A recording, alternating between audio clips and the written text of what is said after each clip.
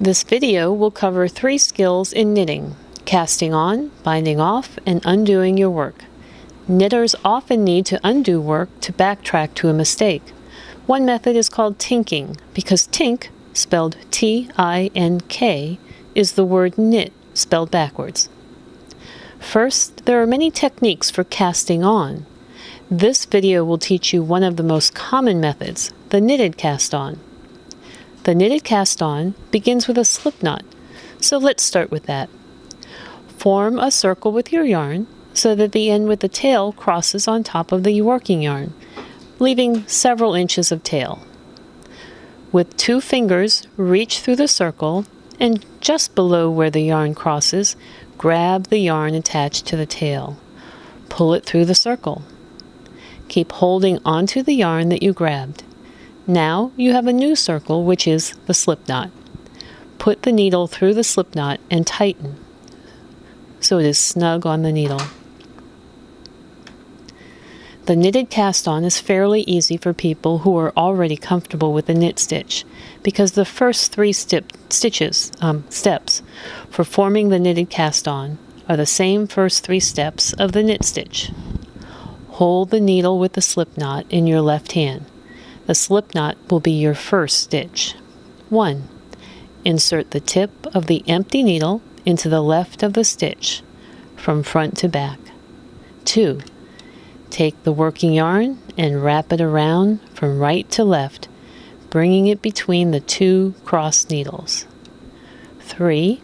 Slide the tip of the right hand needle down and bring it in front of the other needle, catching the yarn.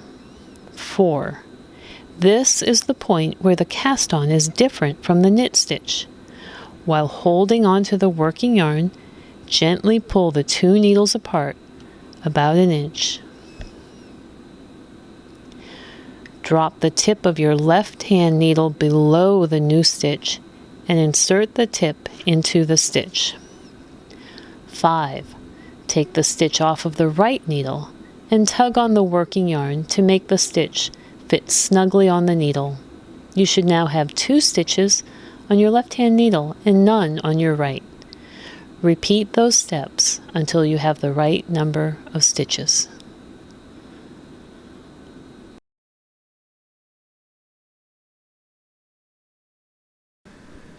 Next, we'll teach you how to bind off. You'll need to bind off when you finish a project. At the beginning of your final row, knit 2 stitches.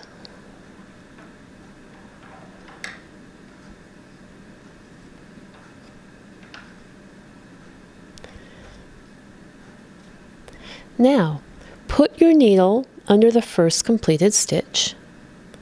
Pull the stitch over the second stitch and the tip of the needle, leaving the second stitch on the needle. Then knit another stitch and repeat.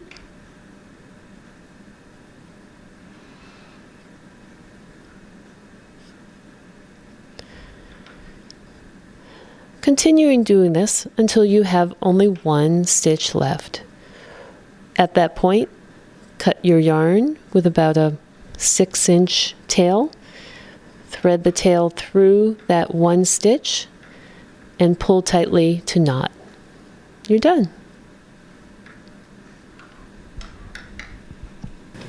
Last, we'll talk about undoing work to correct mistakes.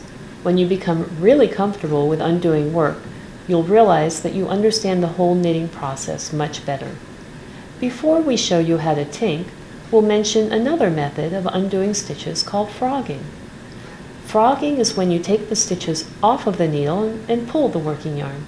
This is used when you want to give up on a project or go back a significant amount on the project. But tinking is very different. When you tink, you leave all of the stitches on the needle and backtrack or undo. You're knitting 1 stitch at a time. To do this, hold your knitting in your right hand and the empty needle in your left. Put the tip of the empty needle into the stitch below the first stitch, going from front to back, and then pull the stitch off of the right hand needle. The stitch has now been transferred from the right needle to the left. Undoing purling is the same. Hold the work in your right hand, put the tip of the left needle into the stitch to be unknitted from the front of the work to the back, and remove the stitch from the right hand needle.